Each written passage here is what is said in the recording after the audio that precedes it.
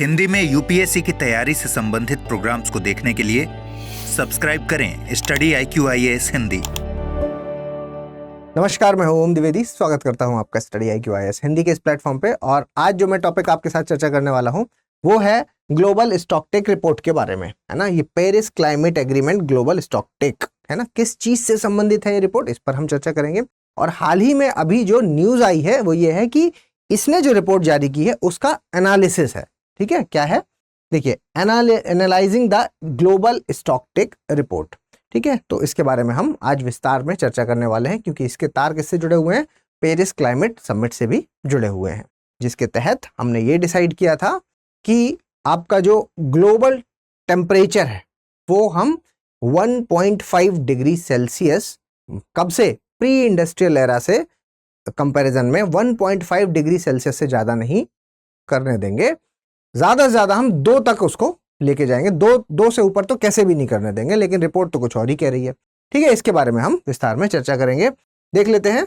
देखिए, न्यूज़ के बारे में देखेंगे, इसके अलावा पेरिस जलवायु समझौता है उस पर भी चर्चा करेंगे, और G20 के साथ भी इसके तार जुड़े हुए हैं, उस पर भी थोड़ी सी चर्चा करेंगे। ये हम क्यों पढ़ रहे हैं, क्योंकि पेपर 3 में जो जैव विविधता और पर्यावरण है उसमें ये वाला जो टॉपिक है उससे ये रिलेट करता है। ठीक है, इसलिए एज ए यूपीएससी एस्पिरेंट आपको पता होना चाहिए इसके बारे में। चलिए, एक इंपॉर्टेंट इन्फॉर्मेशन दे देता हूं हमारे P2I बैच के बारे में, वो भी लॉन्ग टर्म बैच के बारे में। ये 2025 वाले स्टूडेंट्स को टारगेट करके बनाया गया है। अगर आप 2025 का लक्ष्य लेकर अभी से प्रिपरेशन करना चाहते हैं तो ये बैच आपके लिए बहुत ही शानदार है। ये P2I बैच है, मतलब प्री, मेंस और इंटरव्यू तीनों की बात करता है। इसके अलावा इसके फीचर्स तो आपको पता ही है, क्योंकि हम फाउंडेशन बैच की तैयारी कराएंगे, इसमें आपको प्री में फोकस कराएंगे। उसके अलावा सक्सेस इन मेंस भी है इसके तहत, और फिर जब आप प्री पास करते हैं तो आवासीय कार्यक्रम के तहत आपको यहाँ बुला करके सारी तैयारी करवाई जाती है। जो सबसे इंपॉर्टेंट है वो है इसकी डेट। 16 सितंबर से ये बैच स्टार्ट हो रहा है, तो अगर आप इसमें एडमिशन लेना चाहते हैं तो 16 सितंबर तक इसमें एडमिशन आप ले लें। फीस इसकी 35,999 है अगर आप ओम लाइव कोड का इस्तेमाल करते हैं तो।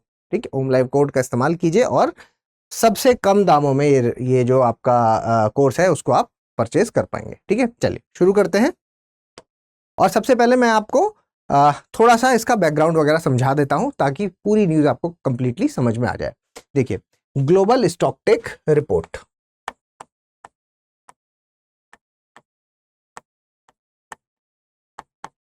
क्या है ये, इस पर आते हैं।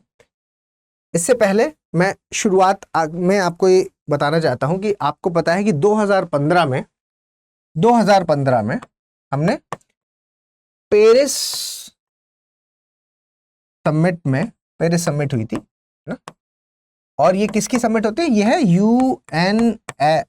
United nation framework convention on climate change, UNFCCC की मीटिंग है। ठीक है, बेसिकली इसमें क्या डिसाइड हुआ, ग्रीन हाउस गैसेस को कम करना है। ठीक है, अर्थ समिट से इसके लिंक जुड़े हुए हैं, किसके, अर्थ समिट 1992 की अर्थ समिट। ठीक है, अर्थ समिट,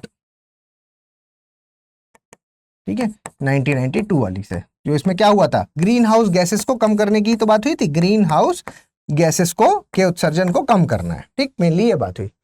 अब आप समझिए कि जो पेरिस समिट है उसमें क्या डिसाइड हुआ, ये डिसाइड हुआ कि भाई प्री इंडस्ट्रियल एरा, यानी कि 1850 से 1900 वाले समय की बात कर रहा हूं मैं। ठीक है, 1900, ठीक है, इस समय के कंपैरिजन में अगर हम देखेंगे तो तापमान, ग्लोबल तापमान को 1.5 डिग्री सेल्सियस से ऊपर नहीं जाने देंगे, और 2 डिग्री तक मैक्सिमम, मतलब टारगेट तो ये था 1.5, लेकिन ये है कि मैक्सिमम हम 2 पे तो रोक ही लेंगे। लेकिन अभी की स्थिति कुछ और ही है। क्या कह रहे हैं कि अभी की स्थिति है कि भाई 1.1 डिग्री सेल्सियस पे तो हम अभी ही पहुंच गए हैं, और क्योंकि 2030 तक के लिए था कि भाई 2030 तक हमारे जो टारगेट्स हैं उनको हमें पूरा करना है, तो उस हिसाब से जिस रेट से हम चल रहे हैं उस रेट से तो बड़ी मुश्किल नजर आ रही है यहाँ पर। ठीक है, आज हम इसको क्यों चर्चा कर रहे हैं, क्योंकि देखिए अब होनी है आपकी COP28, कॉन्फ्रेंस ऑफ पार्टी 28। कहां पर होनी है, दुबई में। ठीक है, दुबई में।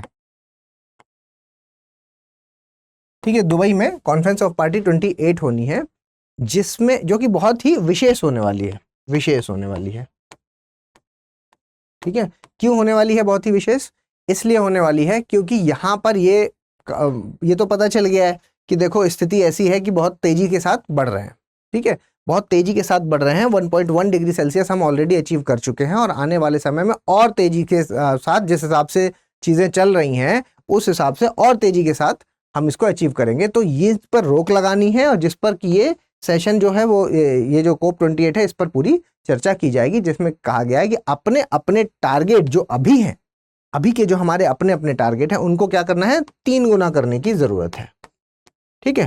खैर, तो ये एक साइड में एक चीज ये चल रही है और एक ये चल रहा है आपका जो हमारा बैकग्राउंड है, ठीक है। अब इसमें क्या है कि पेरिस क्लाइमेट समिट आपको समझ आ गया। अब इसके बाद एक चीज और हुई थी जो है आपकी क्या, NDC, है ना। इसके बाद नेशनली डिटरमाइंड कंट्रीब्यूशन बोलते हैं, जिसके तहत सभी देशों ने क्या किया, सभी देशों ने अपने अपने कॉन्ट्रीब्यूशंस बताए कि भाई हम इतना कम कर देंगे, हम इतना मत। कम करने का तरीका क्या है, आप अक्षय ऊर्जा की तरफ शिफ्ट हो जाइए। तो अगर भारत के मैं टारगेट की बात करूं तो भारत ने क्या कहा, 40% हम रिन्यूएबल एनर्जी सोर्सेस का इस्तेमाल करेंगे, ठीक है। 40% हम जितनी ऊर्जा बनाएंगे उसका 40% रिन्यूएबल एनर्जी से बनाएंगे, जिसको बाद में हालांकि बढ़ा के 50% भी कर दिया उन्होंने, ठीक है। इसमें इन्होंने NDC कहा। अब इस NDC में जो नेशनली डिटरमाइंड कंट्रीब्यूशन है, इसको हर 5 साल में इसका आकलन करना था, ठीक है। हर 5 साल में, हर 5 साल में इसका आकलन करना था कि भाई जितने जितने सब लोगों ने अपना अपना योगदान के लिए बोला है कि हम इतना करेंगे, हम इतना करेंगे, क्या वो कर रहे हैं कि नहीं कर रहे हैं, ठीक है। इसका आकलन क्या होना था, 5 साल में होना था। यही आकलन जो 5 साल में होना था, यही लिखा है किस रिपोर्ट में, ग्लोबल स्टॉकटेल रिपोर्ट में। मेरे ख्याल से अब आपको ये बात समझ में आ गई होगी कि इस शब्द का मतलब क्या है, कि इसका जो आकलन, इसकी जो एनालिसिस है कि वो 5-5 साल में कितना किसने किया, कौन पीछे चल रहा है, वो पूरा एनालिसिस की जो रिपोर्ट है वही है जो इसमें आई है, ठीक है। तो अगर हम इसके एनालिसिस की बात करें तो 2 पॉइंट मेनली इसमें कहे गए हैं। तो देखो, एक तो मैं साफ शब्दों में आपको समझा दूं।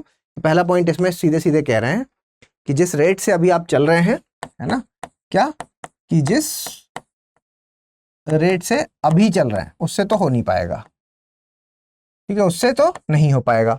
दूसरी बात जो इन्होंने कही है वो इन्होंने एक रिपोर्ट, UN की एमिशन गैप रिपोर्ट आती है, UN की आती है, यूनाइटेड नेशन की, ये भी ध्यान में रखिएगा, ये सब आप आंसर्स में कोट कर सकते हैं, ठीक है। UN की एमिशन गैप रिपोर्ट आती है, एमिशन उत्सर्जन एमिशन गैप रिपोर्ट, और इस रिपोर्ट के अनुसार हमें कितना कार्बन डाइऑक्साइड को कम करना था, 23 बिलियन, ठीक है, 23 बिलियन टन, 23 बिलियन टन। मजे की बात सुनिएगा, यहीं पर है सबसे मेन चीज। 23 बिलियन टन के हिसाब से हमें इस कार्बन को कम करना है। कितना, कार्बन डाइऑक्साइड को, हमें कार्बन डाइऑक्साइड को कितना कम करना है, 23 बिलियन टन। और सबने जितना जितना टारगेट किया है, उस अगर हम टारगेट को भी कहें ना, तो उस टारगेट को जब हम देखते हैं तो पूरा टारगेट मिला भी लेंगे तो 2 से 3 बिलियन टन ही कम कर पाएंगे। मतलब टारगेट ही इतना है कि 2 से 3 बिलियन टन ही कम कर पाएंगे, किसको, कार्बन डाइऑक्साइड को। तो अब आप मान लो कि 3 कर लिया, तो भाई जो 20 मिलियन टन बीच का गैप है, 20 बिलियन टन है जो, उसका क्या होगा, वो तो क्या करेगा, पॉल्यूट करेगा ही करेगा, ठीक है, वो तो पॉल्यूट करेगा ही। तो ये रिपोर्ट है जो ये मेनली ये बात यहाँ पर कह रही है, ठीक है। अब आगे की बात समझिए कि ये जो अभी हाल ही में ये होने वाली है आपकी COP28, ठीक है, COP28 होने वाली है और वो दुबई में होने वाली है, और इसमें ये चीज कही गई कि भाई अपने अपने टारगेट को आपको क्या करना होगा, 3 गुना करना होगा, ठीक है, 3 गुना करना होगा अपने अपने टारगेट्स को। तो इसलिए ये काफी यहाँ पर इंपॉर्टेंट हो जाती है। हालांकि अगर मैं रिन्यूएबल एनर्जी सोर्सेज के कुछ आपको डाटा दूं यहाँ पर, जिन डाटा का आप इस्तेमाल भी कर सकते हैं, तो भारत की अगर हम बात करें और कुछ मैं डाटा बताऊं आपको, तो ये समझिए कि देखिए वर्तमान में अभी 39%, वर्तमान में डाटा की बात करेंगे, वर्तमान की स्थिति ये है कि हम 39% आपके जो नवीकरणीय ऊर्जा है, जो आपका रिन्यूएबल एनर्जी सोर्सेस हैं, उसका वो अभी इतना बना पा रहे हैं, ठीक है। मेन चीज समझिएगा, इतना इस्तेमाल कर पा रहे हैं। इसके अलावा मतलब इतनी कोशिश करते हैं और कितना 28% का आउटपुट, हमें 28% से हम बिजली उत्पन्न कर पा रहे हैं। 28% मतलब टोटल का जितनी बिजली उत्पन्न करते हैं उसमें 28% ऐसा है कि हम रिन्यूएबल एनर्जी सोर्सेज से करते हैं। ठीक है, इसके भी अंदर अगर और जाएंगे तो टोटल जितनी आपकी बिजली उत्पन्न हो रही है उस बिजली में आधी तो हाइड्रो पावर से हो रही है, आधी किससे हो रही है? हाइड्रो पावर से। लेकिन मेन क्या होना चाहिए? तो सौर ऊर्जा है ना, सोलर एनर्जी और पवन ऊर्जा यानी कि विंड एनर्जी होना चाहिए। ठीक है, तो अगर मैं आपको सोलर की बात करूं तो सोलर से कितनी हो रही है? सोलर से हो रही है 13%, सोलर से 13%। और विंड से कितनी हो रही है? पवन ऊर्जा से, पवन से कितनी हो रही है भाई? 23%। ठीक, तो ये कुछ डाटा है जिसका आप यूज कर सकते हैं, तो ये भी ध्यान रखना। इसके अलावा जो मेन चीज एक और इस मैं आपके साथ बताना चाहता हूं वो ये है कि अगर मैं आपको यूएस का बताऊं तो यूएस कितना कर रहा है? 21%।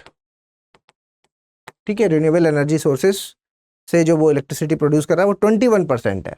और यूरोपियन यूनियन की अगर हम बात करें तो वो कितना कर रहा है? 37%। ठीक, अब आता है कोप 28 का रोल। कोप 28 का रोल ये है, यहां पर ये कहा जा रहा है कि भाई देखो ये है विकसित देश, और क्योंकि ये विकसित देश हैं तो इनके पास क्या है? तकनीक है। ठीक है, तकनीक है, पैसा है, टेक्नोलॉजी भी है और पैसा भी है इनके पास। ठीक है, तो इसलिए इनको पहल करनी होगी पहले, और इनको अगर पहले पहल करनी है तो यहां पर सारी जिम्मेदारी विकासशील देशों की नहीं हो जाती ये। और इनका देखिए ये स्थिति आने में भी इनका बहुत सारा योगदान है। आज की जो स्थिति ऐसी पर्यावरण की जो खराब हुई है उसमें वहां तक पहुंचाने में भी इनका काफी ज्यादा योगदान है। तो क्योंकि इनका योगदान काफी है तो इनको ही पहल करनी होगी, क्योंकि इनके पास पैसा और तकनीक दोनों चीजें मौजूद है। ठीक है, इसलिए यहां पर यह भी कहा जा रहा है कि जो आपका विकासशील देश है, भारत जैसे विकासशील जो देश है, ठीक है, उनको ऐसा नहीं है कि उनको कुछ करना नहीं है, लेकिन ऐसा नहीं करना है कि अपने विकास को कॉम्प्रोमाइज करते हुए चीजें करनी है। ठीक है, अपने विकास का भी ध्यान यहां पर रखना है। तो कोप 28 बहुत इंपॉर्टेंट होने वाली है, जिसमें कि ज्यादा योगदान किसको देना पड़ेगा? आपके जो विकसित देश हैं उनको पहल करनी होगी और उनको आगे आना होगा। चलिए, तो मेरे ख्याल से अब आप पूरा बैकग्राउंड समझ गए होंगे। अब वही चीज हम एक बार देख लेते हैं। देखिए क्या है कि संयुक्त राष्ट्र जलवायु सचिवालय ने अभी हाल ही में, याद रखिएगा ना, किसने? संयुक्त राष्ट्र जलवायु सचिवालय, इसने जारी की है ग्लोबल स्टॉकटेल रिपोर्ट। और इस रिपोर्ट को G20 जो शिखर सम्मेलन हुआ उससे पहले जारी किया गया था। ठीक है, इसकी इंपॉर्टेंस की, ताकि क्योंकि आपको पता है कि भारत ने अध्यक्षता की है और भारत जलवायु वाले पार्ट पे बहुत अच्छा कर भी रहा है। इवन आप देखेंगे तो डिजास्टर मैनेजमेंट को लेकर के, आपदा प्रबंधन को लेकर के एक मॉडल की तरह भारत को देखा गया है कि जिस तरीके से भारत में अलग अलग अपने सबके जितने भी स्टेट्स हैं उनके अलग अलग जो आपका आपदा प्रबंधन से रिलेटेड प्रावधान बने हुए हैं, उस तरीके से बाकी लोगों को भी रिप्लिकेट करना होगा। ठीक है, तो जलवायु परिवर्तन से संबंधित चीजों में भारत ने हमेशा आगे बढ़ बढ़ के कहा है। इवन आपने अगर मोदी जी वाला है ना, मोदी जी ने जो एक दिया था क्या, लाइफ स्टाइल फॉर एनवायरनमेंट, ठीक है, उसमें उन्होंने 2 एग्जाम्पल भी दिए थे। 2 एग्जाम्पल क्या दिए थे? एक एग्जाम्पल उन्होंने दिया था कि आपको एसी है जो, है ना, मतलब ये क्या बड़े छोटे छोटे एग्जाम्पल्स होते हैं जो कि बड़े कारगर सिद्ध होते हैं। एसी को हमेशा कितने पे चलाना है? 24, है ना, 24 पे चलाना है। दूसरा, जो लोग जिम जा रहे हैं, ठीक है, जो लोग जिम जा रहे हैं वो कैसे जाएं? पैदल जाएं, गाड़ियों से ना जाएं।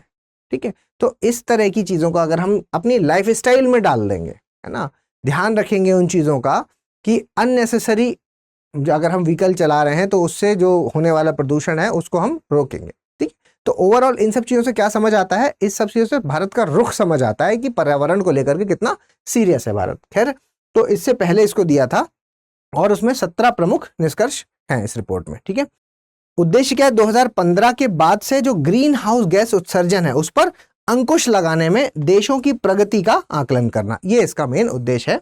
2015 क्यों? क्योंकि 2015 में आपकी जो पेरिस क्लाइमेट समिट हुई थी जिस पर अभी मैंने चर्चा की। ठीक है, चलिए आगे बढ़ते हैं।